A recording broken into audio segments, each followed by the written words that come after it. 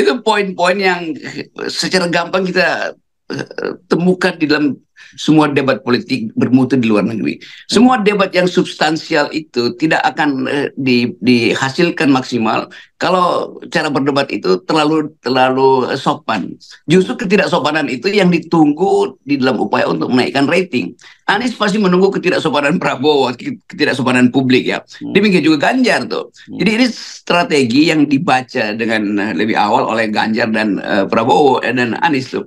Dan tawaran-tawaran Prabowo untuk ya nanti kita sehingga nggak mungkin karena di depan mata kita mau lihat bagaimana ekspresi Prabowo itu harusnya dengan tenang. Saya bilang, saya kuasai persoalan, jadi udahlah Anda mau cecer saya dari sisi mana, asal Anda tidak menguyak-uyak sesuatu yang sifatnya privat, maka saya bisa jawab semua kan. Kan mestinya dengan tenang Prabowo katakan itu. Tetapi Prabowo, kita tahu karakter Prabowo diviralkan sebagai gemoy, tetapi di atas panggung kembali lagi watak yang watak komandois pada diri dia. Nah ini yang ditunggu untuk dieksploitasi oleh netizen tuh. Jadi pasca Prabowo ngomong, walaupun Prabowo sebetulnya masih punya kesempatan untuk bukan menyerang balik, menerangkan dengan tenang, tapi udah terburu dimakan oleh suasana dan Prabowo tidak bisa menenangkan dirinya lagi kan.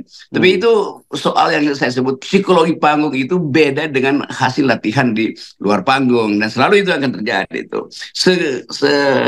Sinis-sinisnya orang kalau di atas panggung dia mesti berupaya untuk membalikkan situasi. Nah, kesempatan itu kan momen yang 2-3 detik itu di kepala tiba-tiba ada ide, lu mengatakan apa bedanya sih Ganjar, saya dan Caimin? Kan kita tiga-tiganya anak buah Jokowi. Itu bisa bikin orang tertawa justru.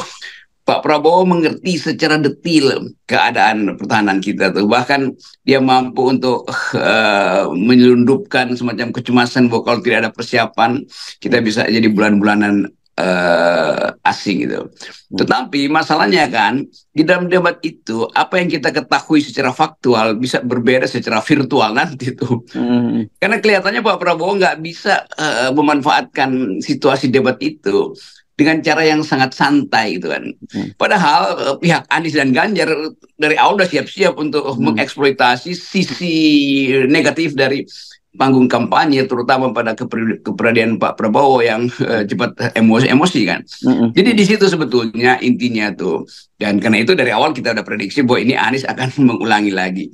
Tetapi harusnya ada tim dari Pak Prabowo yang menduga dengan kuat, dengan ballpark estimation, apa namanya itu, mengukur dengan cara yang masuk akal bahwa Prabowo akan dilemahkan dalam soal penampilan virtualnya di publik itu, bukan pada soal esensi pertahanan. Karena bagaimanapun apapun yang dikritik orang pada Prabowo, Prabowo udah menjalankan itu dan harusnya dia pertanggungjawabkan dengan membela, bukan dengan menyerang balik, karena ini cuma taktik debat sebetulnya. Jadi Anies dan Ganjar itu kira-kira bersepakat untuk mengeksploitasi watak Prabowo, bukan tentang kebijakannya. Nah, kebijakan itu cuma ditempelkan untuk memperlihatkan Prabowo ini pasti ngamuk nih. Kan itu yang ditunggu kan. Publik juga begitu, udah dikondisikan mau nunggu Prabowo ngamuk, kira-kira begitu. Bahkan mestinya provokasi orang nyerang. Kalau saya akan provokasi serang saya supaya saya lebih enak serang balik kan. Tapi itu betul-betul dibutuhkan 2-3 detik di kepala itu. Oke, dia pasti serang ini, oke, ini paling 2-3 alternatif jalan untuk nyerang balik udah ada di kepala kan. Itu gampang begitu kan. Tetapi itu yang tidak dikondisikan pada Pak Prabowo karena udah dua kali timnya Anies itu kira-kira mempelajari debat-debat sebelumnya tuh bahwa Prabowo pasti akan ngamuk kalau diulangi lagi soal etik, pasti akan ngamuk kalau diucapkan lagi soal hal-hal yang sifat orang ketiga atau apa namanya orang dalam di dalam proyek-proyek di Kemenhan ya. Yes itu. Seperti Pak Prabowo bilang ya Pak Anies nggak etik juga tuh. Kan dia mesti terangkan lebih cepat kan. Nggak etik misalnya karena Anda juga sebetulnya minta Jokowi kirim wakil presiden Jokowi yang adalah Caimin yang sekarang masih menteri, itu juga nggak etik sebetulnya. Tapi kalimat itu nggak bisa keluar. Kan mestinya tega aja Prabowo katakan.